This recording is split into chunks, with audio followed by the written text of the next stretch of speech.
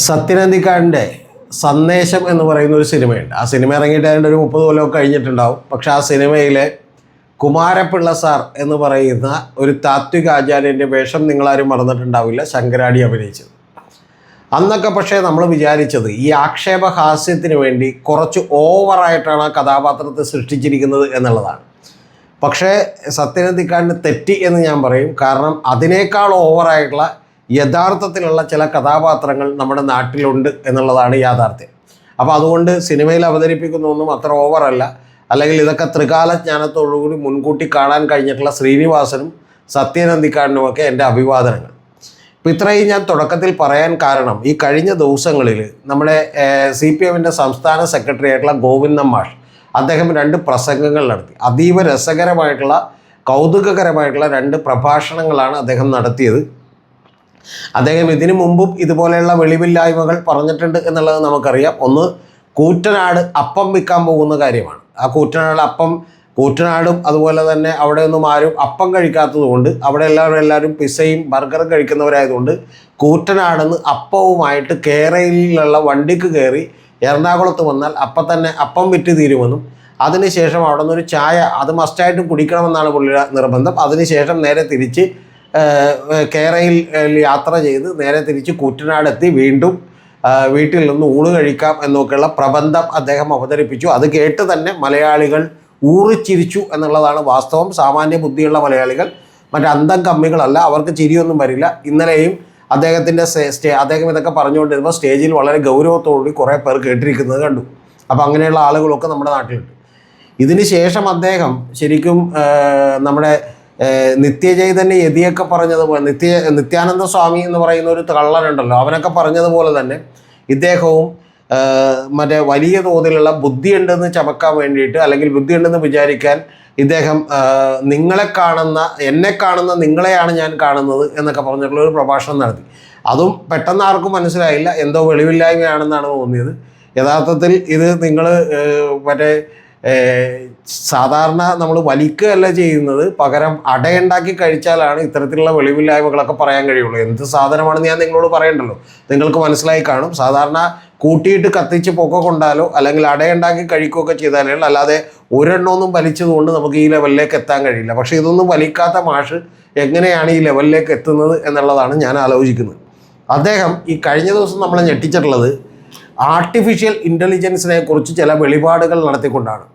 ഇത് യഥാർത്ഥത്തിൽ കേട്ടിട്ടുണ്ടെങ്കിൽ അമേരിക്കയിലെ സിലിക്കൺ വാലിയിലെ ഏതെങ്കിലും കമ്പനികൾ അദ്ദേഹത്തെ തട്ടിക്കൊണ്ടുപോയേനെ എന്നാണ് എനിക്ക് തോന്നുന്നത്. ആ കഥ നിങ്ങളൊന്ന് കേൾക്കണം. അത് കേട്ടിട്ട് കുറച്ച് പേർക്കും കൂടി കംപ്ലൈൻറ്റ് വന്നിട്ടുണ്ട്. ആ പ്രസംഗം കേട്ടിട്ടുള്ള ആളുകൾ ഇപ്പോൾ കുതിരവട്ടത്തോ അതോ ഊളംപാറയിലോ ഒക്കെ ചികിത്സയിലാണോ എന്നുള്ളത് എനിക്കറിയില്ല. എന്താണെങ്കിലും അതിൽ കുറച്ച് പേരെങ്കിലും അഡ്മിറ്റ് ആയിട്ടുണ്ടാവാനുള്ള സാധ്യത. അദ്ദേഹം പറഞ്ഞത് ഇപ്പോൾ ആർട്ടിഫിഷ്യൽ ഇൻ്റലിജൻസിൻ്റെ കാലമാണ്. അപ്പോൾ ആ സമയത്ത് ഈ AI ഒക്കെ വരുമ്പോൾ മാർക്സിസത്തിന് പ്രസക്തി ഉണ്ടാകുമോ എന്ന് ആരോ അദ്ദേഹത്തിൻ്റെ അടുത്ത് ചോദിച്ചു എന്നുള്ളതാണ്. ആ ചോദിച്ചവനെ കിട്ടിയാൽ അവനെ ആദ്യമേ തന്നെ 2 അടി കൊടുക്കണം എന്നാണ് എനിക്ക് പറയാനുള്ളത്. ഇദ്ദേഹത്തോട് ഇത്തരത്തിലുള്ള വേണ്ടാത്ത ചോദ്യങ്ങളൊക്കെ ചോദിക്കുന്നത്. അത് പോട്ടെ. അപ്പോൾ അതിന് ശേഷം ഇദ്ദേഹം കണ്ടെത്തിയ കാര്യം എന്ന് പറയുന്നത്, ഇദ്ദേഹമൊക്കെ ഒരു ബീച്ചിൽ ചെന്നപ്പോൾ അവിടെ 2 കല്ലുമേ കയറി ഒരു ഫാമിലിയും ഇദ്ദേഹമൊക്കെ കൂടി ഇരുന്നു. അപ്പോൾ ഇരുന്നതിന് ശേഷം അത് ചിത്രം AI ഉപയോഗിച്ച് അത് ഹിമാലയത്തിൽ ഇരിക്കുന്നത് പോലെ ആക്കി എന്നൊക്കെയാണ് ഇദ്ദേഹം പറയുന്നത്. പിന്നെ വേറൊരു സ്ഥലത്ത് നമ്മൾ ഇതുപോലെ 2ാമതൊരു ചിത്രവും ഇദ്ദേഹത്തെ കാണിച്ച് അമ്പരപ്പിച്ചു.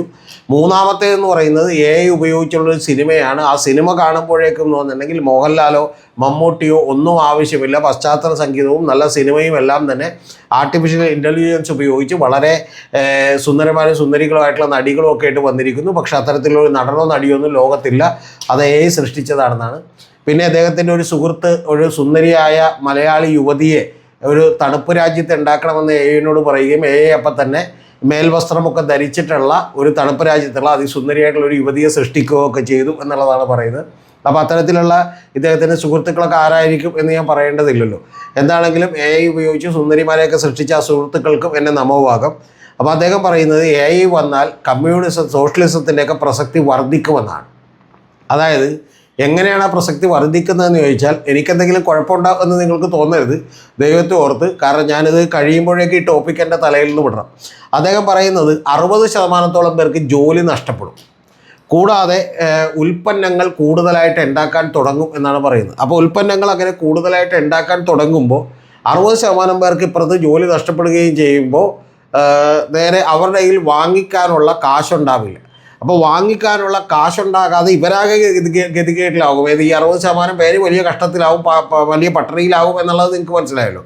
രണ്ടാമത്തേതെന്ന് പറയുന്നത്, അപ്പോൾ മുതലാളിമാർക്ക് ഒരു അടി കിട്ടും. കാരണം എന്താ, ഈ പാവപ്പെട്ട സാധാരണക്കാരായിട്ടുള്ള ആളുകൾക്ക് ഇത് വാങ്ങിക്കാനുള്ള വാങ്ങൽ ശേഷി ഉണ്ടാവില്ല. ആ വാങ്ങൽ ശേഷി ഉണ്ടാകാത്തപ്പോൾ മുതലാളിത്തത്തിന് അവരുടെ സാധനങ്ങൾ വിറ്റഴിക്കാൻ കഴിയില്ല. അങ്ങനെ മുതലാളികളും കഷ്ടത്തിലാകും എന്നാണ് പറയുന്നത്.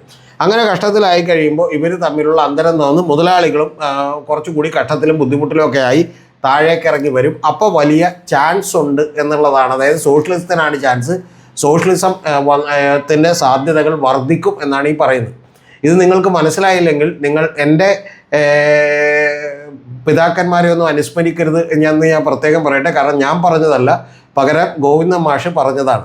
കൂടാതെ അദ്ദേഹം പറയുന്നതിൽ ഒരു കാര്യമുണ്ട്, ജനങ്ങൾ വലിയ ബുദ്ധിമുട്ടിലും പാവപ്പെട്ടവരും കഷ്ടത്തിലും ഒക്കെ ആകുമ്പോഴത്തേക്കും വേണമെങ്കിൽ വിപ്ലവം നടക്കാം, കാരണം വലിയ തോതിൽ സമരമൊക്കെ ഉണ്ടാകാം എന്നുള്ളതല്ല അദ്ദേഹം പറയുന്നത്. ഇത്തരത്തിൽ സോഷ്യലിസത്തിന് വലിയ പ്രസക്തി ഉണ്ടാവും AI വന്നാൽ എന്നുള്ളതാണ്. ഇനി അടുത്തൊരു വാചകമാണ് എന്നെ അമ്പരപ്പിച്ചത്. AI മൂത്താൽ എന്നാണ് അദ്ദേഹം പറയുന്നത്. എന്ന് പറഞ്ഞാൽ AI കുറച്ചുകൂടി ഡെവലപ്പ് ചെയ്താൽ എന്നൊന്നുമല്ല, AI നമ്മൾ മാങ്ങയൊക്കെ പഴുത്ത് മൂക്കുക എന്നൊക്കെ പറയില്ലേ, എന്ന് പറഞ്ഞ പോലെ അദ്ദേഹത്തിൻ്റെ ഭാഷയിൽ അദ്ദേഹം പറയുന്നത് AI മൂത്താൽ ഇത്തരത്തിലുള്ള വലിയ സാധ്യതയാണ്. അപ്പോൾ സോഷ്യലിസത്തിൻ്റെ പ്രസക്തി വർദ്ധിക്കുകയാണ്. അതുകൊണ്ട് AI സ്വാഗതം ചെയ്യണം എന്നുള്ളതാണ് അദ്ദേഹം പറഞ്ഞത്. ഇത് കഴിഞ്ഞതിന് ശേഷം വീണ്ടും എൻ്റെ കിളി പോയ അടുത്തൊരു പ്രഭാഷണം കേട്ടത്, ഞാൻ അപ്പം തന്നെ ഈ വീഡിയോ കണ്ടതിന് ശേഷം ഉടനെ തന്നെ അടുത്തത് വന്നത് ഔട്ട് ഓഫ് ഫോക്കസ് എന്ന് പറയുന്ന ഒരു പരിപാടിയാണ്. അപ്പോൾ അതിലും ഇതുപോലെ തന്നെ AI കുറിച്ചാണ് ചർച്ച ചെയ്യുന്നതെന്ന് അറിഞ്ഞ് ഞാൻ എന്താണെന്ന് അറിയാനൊന്ന് കയറി നോക്കിപ്പോയി. അപ്പോൾ അതിൽ അജിംസ് ഒരു തരത്തിലൊക്കെ പറഞ്ഞൊപ്പിച്ചു, അത് കുഴപ്പമില്ല, അത് പോട്ടേ നോക്കാം. പക്ഷേ നിഷാദ് റാവുത്തർ എന്ന് പറയുന്ന മറ്റൊരു താരമുണ്ട് അവിടെ. എനിക്ക് ഇഷ്ടപ്പെട്ട ഒരാൾ തന്നെയാണ്, വളരെ സൗമ്യനായിട്ടുള്ള മനുഷ്യനാണ് അദ്ദേഹം. നല്ലയാളൊക്കെ തന്നെയായിട്ടാണ് എനിക്ക് തോന്നിയിട്ടുള്ളത്. ചില നുണകളൊക്കെ മറ്റേ മൗദൂദി ചാനലിന് വേണ്ടി പറയുമെന്നുള്ളത് ഒഴിച്ചു വെച്ചാൽ വേറെ കുഴപ്പമൊന്നുമില്ല. അപ്പോൾ അദ്ദേഹം പറയുന്ന ചില വാചകങ്ങൾ കേട്ട് ഞാൻ അത്ഭുതപ്പെട്ടു പോയി. കാരണം അദ്ദേഹം പറയുന്നത് നമ്മളെ AI എന്ന് പറയുന്നത് നമ്മളെ കൊന്നു കളയും എന്നൊക്കെയാണ് അദ്ദേഹം പറയുന്നത്. യഥാർത്ഥത്തിൽ ഈ ഗോവിന്ദ മാഷ് പറഞ്ഞത് മുഴുവൻ ഡീകോഡ് ചെയ്യാനായിട്ട് അദ്ദേഹത്തിന് പറ്റിയിട്ടില്ല എന്ന് അദ്ദേഹം പറയുന്നുണ്ട്.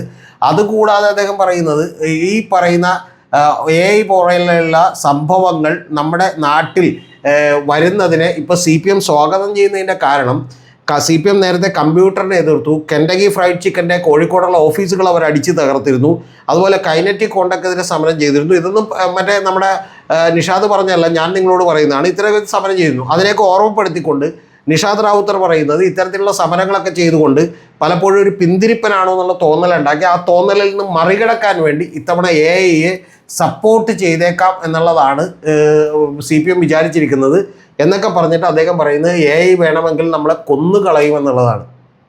ഇത് AI കുഴപ്പങ്ങളെക്കുറിച്ചൊക്കെ പിന്നീട് അദ്ദേഹം വാചാലനാകുന്നുണ്ട്, അതൊന്നും ഞാൻ പറയുന്നില്ല. പക്ഷേ എനിക്ക് ആകെ ഒറ്റ കാര്യമേ പറയാനുള്ളൂ.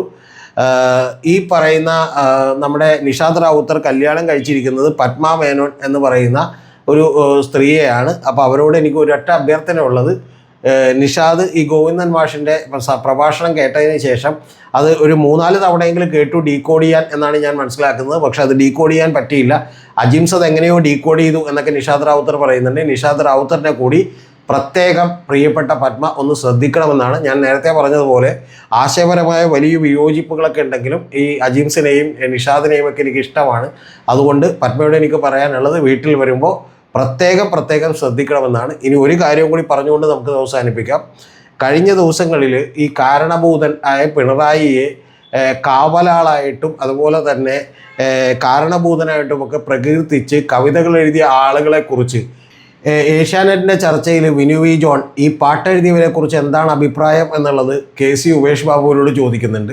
അപ്പോൾ അദ്ദേഹം വളരെ സിമ്പിളായി എന്ത് പറയും എന്നാലോചിച്ചിട്ട് അദ്ദേഹം പതുക്കെ പറഞ്ഞൊരു വാചകം, ഇവരുടെയൊക്കെ തലയിൽ നെല്ലിക്കാത്തളം വെക്കണമെന്നാണ്. പക്ഷെ അവരുടെ തലയിലൊന്നും നെല്ലിക്കാത്തളം വെക്കണമെന്ന് എനിക്ക് തോന്നുന്നില്ല.